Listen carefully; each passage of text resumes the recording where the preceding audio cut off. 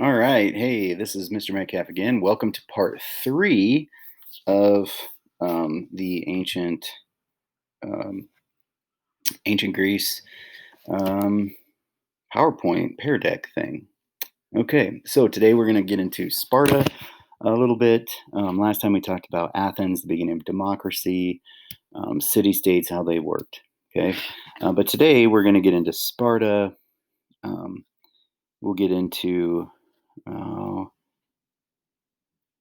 and then we're going to probably stop after Sparta, and then I'll come back with another one on the Persian Wars. So there's 70 slides in all, and right now we are only on slide 28. So got quite a bit left to do today, but that's okay. So the first thing we're going to do, right? We're going to talk about Sparta, their military state.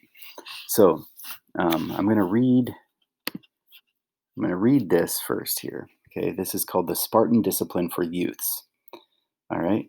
This is written by Plutarch in about 100 AD or BCE, or I mean, excuse me, AD or CE, for those of you that are keeping track.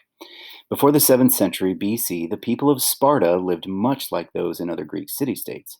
However, according to legend, the Spartan government changed when it came under the leadership of the lawgiver Lycurgus. New laws were enacted that transformed Sparta into a military state. Sparta became a warrior culture that emphasized strength, discipline, and sacrifice. Several centuries later, the Greek writer Plutarch described the upbringing of Spartan youths in his biography of Lycurgus called Parallel Lives. Okay, so think about your opinion on how this is going to go here. This is his writing. Nor was it in the power of the father to dispose of the child as he thought fit. He was obliged to carry it before certain triers at a place called Leshy. These were some of the elders of a tribe to which the child belonged. Their business it was to carefully view the infant, and if they found it stout and well made, they gave an order for its rearing, and allowed it to one of the 9,000 shares of land above mentioned for its maintenance. But if they found it puny and ill shaped, ordered it to be taken to what is called the apothete, a sort of chasm under Taygetus, which is a mountain, as thinking it neither for the good of the child itself, nor for the public interest, that it should be brought up. If it did not, from the very outset, appear made to be healthy and vigorous. There was much care and art, too, used by the nurses. They had no swaddling bands. The children grew up free and unconstrained in limb and form, and not dainty and fanciful about their food, not afraid in the dark, or being left alone, without any peevishness or ill humor or crying. Lycurgus would not have pedagogues brought out of the market for his young Spartans, nor such as should sell their pains. Nor was it lawful indeed for the father himself to breed up the children after his own fancy. But as soon as they were 7 years old, they were to be enrolled in certain companies and classes, where they all lived under the same order and discipline, doing their exercises and taking their play together. Of these, he who showed the most conduct and courage was made captain. They had their eyes always upon him, obeyed his orders, and underwent patiently whatsoever punishment he inflicted, so that the whole course of their education was one continued exercise of a ready and perfect obedience. The old men, too, were spectators of their performances, and often raised quarrels and disputes among them, to have a good opportunity of finding out their different characters, and of seeing which would be valiant, which a coward, when they should come to more dangerous encounters. Reading and writing they gave them, just enough to serve their turn. Their chief care was to make them good subjects, and to teach them to endure pain and conquer in battle. To this end, as they grew in their years, their discipline was proportionably increased. Their heads were close clipped, and they were accustomed to go barefoot, and, for the most part, to play naked. The second stage of Spartan education. After they were 12 years old, they were no longer allowed to wear any undergarment. They had one coat to serve them a year. Their bodies were hard and dry, but with little acquaintance of baths or unguents. like a perfume. These human indulgences they were allowed only on some few particular days in the year. They lodged together in little bands upon beds made of the rushes which grew by the banks of the river Eurotas, which they were to break off with their hands without a knife. If it were winter, they mingled some thistledown with their rushes, which it was thought had the property of giving warmth. The old men, too, had an eye upon them, coming often to the grounds to hear and see them contend either in wit or strength with one another, and this as seriously and with as much concern as if they were the fathers, their tutors, or their magistrates, so that there scarcely was any time or place without someone present to put them in mind of their duty, and punish them if they neglected it. The organization into brotherhoods. Besides all this, as if that's not enough, besides all this, there was always one of the best and honestest men in the city appointed to undertake the charge and governance of them. He again arranged them into their several bands, and set over each of them for their captain the most temperate and boldest of those they called irons, who were usually 20 years old, 2 years out of the boys, and the eldest of the boys. Again were male irons, as much as to say who would shortly be men. This young man, therefore, was their captain when they fought, and their master at home, using them for the offices of his house, sending the oldest of them to fetch wood, and the weaker and less able to gather salads and herbs. And these they must either go without or steal, which they did by creeping into the gardens or conveying themselves cunningly and closely into the eating houses. If they were taken in the act, they were whipped without mercy, for thieving so ill and awkwardly. Not for thieving, but for thieving ill and awkwardly.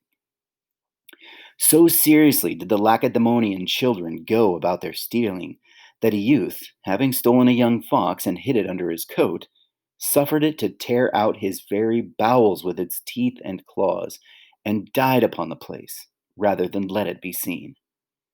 What is practiced to this very day in the Lacedaemonian is enough to gain credit to this story, for I myself have seen several of the youths endure whipping to death at the foot of the altar of Artemis, surnamed Orthia. They taught them also to speak with a natural and graceful raillery, and to comprehend much matter of thought in few words. For Lycurgus, who ordered, as we saw, that a great piece of money should be but an of inconsiderable value, on the contrary, would allow no discourse to be current which did not contain in it a few words of a great deal of useful and curious sense. Children in Sparta, by a habit of long silence, came to give just and sententious answers. Yeah. For indeed, as loose and incontinent livers are seldom fathers of many children, so loose and incontinent talkers seldom originate many sensible words. King Aegeus, when some Athenian laughed at their short swords, and said that the jugglers on the stage swallowed them with ease, answered him, "We find them long enough to reach our enemies with. And as their swords were short and sharp, so, it seems to me, were their sayings. They reach the point and arrest the attention of the hearers better than any other kind." So, there, students, is just an example of it. That is the example of how Spartan children were raised in the Agoge. It seems pretty harsh and brutal, right? I mean, they were naked most of the time. They were taught to steal and thieve, but do it well. They were taught to endure pain. They were also taught how to read and write and how to discuss and speak, to be to the point.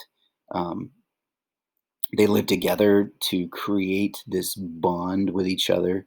They were a professional army for sure, but it was more than that. They were family members. If you read some of the ways, if you read about some of the ways they talked to each other and lived and things like that, they were family. They were true brothers. And when you're fighting, and I can say this just from my own experiences in the military. When you're fighting for your family and with people you consider your family, you will do so much better. The military man in the United States, they are well trained. They are well supplied um, with equipment. However, if you were asking a lot of men why they fight, a lot of them would say yes for America, but a lot of them will say for the man next to me. And I think that is what makes the Army so powerful and strong over anything else. So, all right.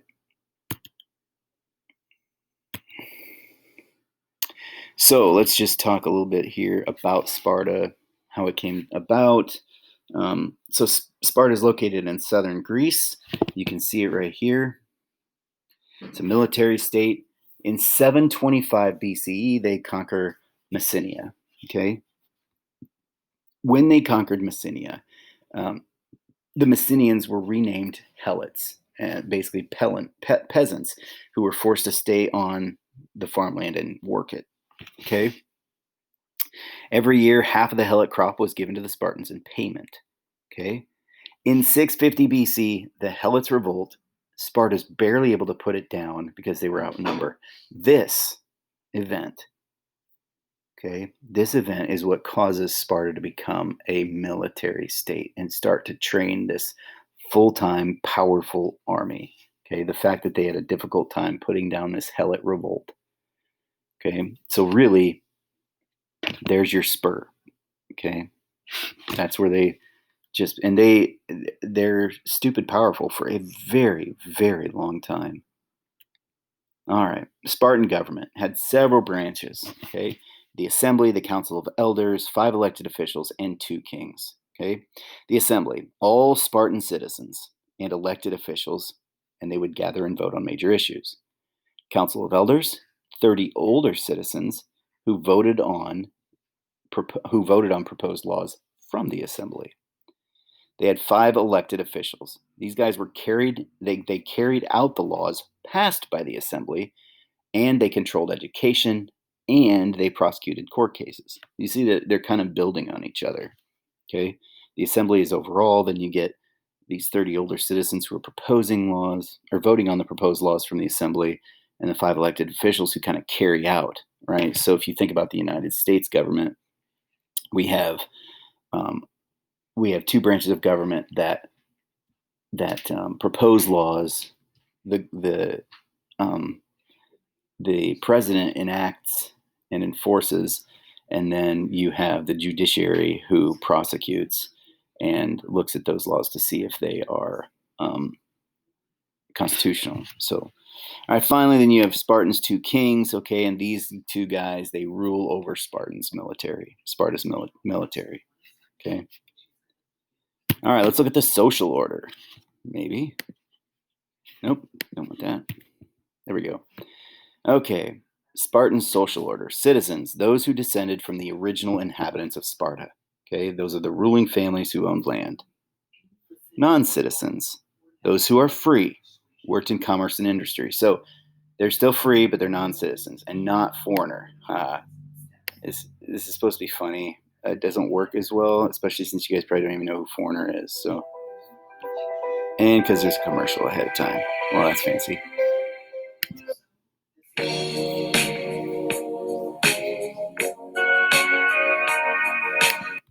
Okay, not foreigners. Sorry. It's supposed to be funny. And then finally, helots. These are basically slaves. They're peasants. They work in the fields or as house servants. Okay? That's their social order. Citizens, non-citizens, helots. Okay? Spartan daily life. Well, basically, they were the most powerful military in the world. Now, here's the deal. If you focus solely on military, what suffers? What suffers in your culture? Just think about that. Okay. Individual expression is discouraged.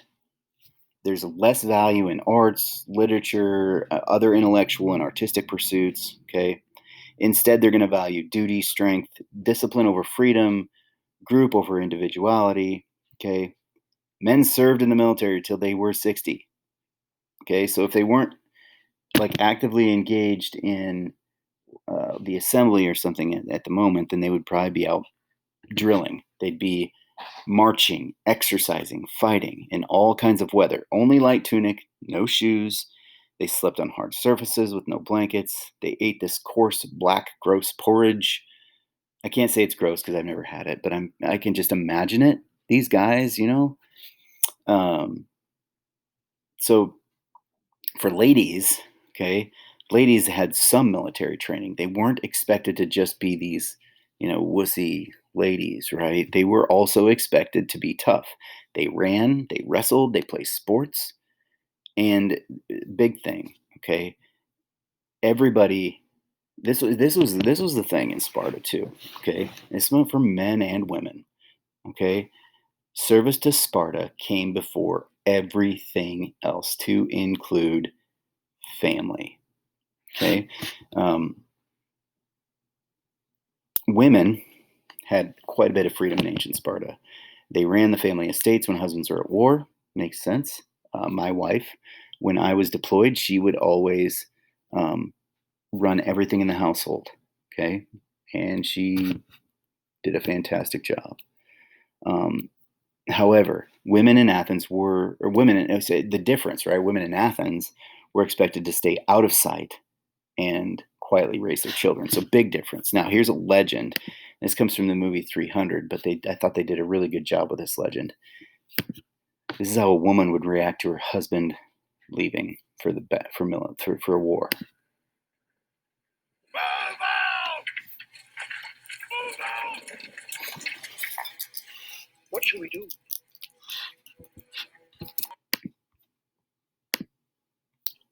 All right.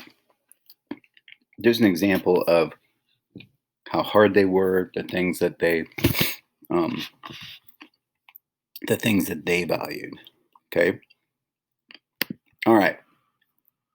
So, next, in the next short video, we're going to get into the Persian Wars. Okay. So, thank you for paying attention and watching, and we'll be back shortly.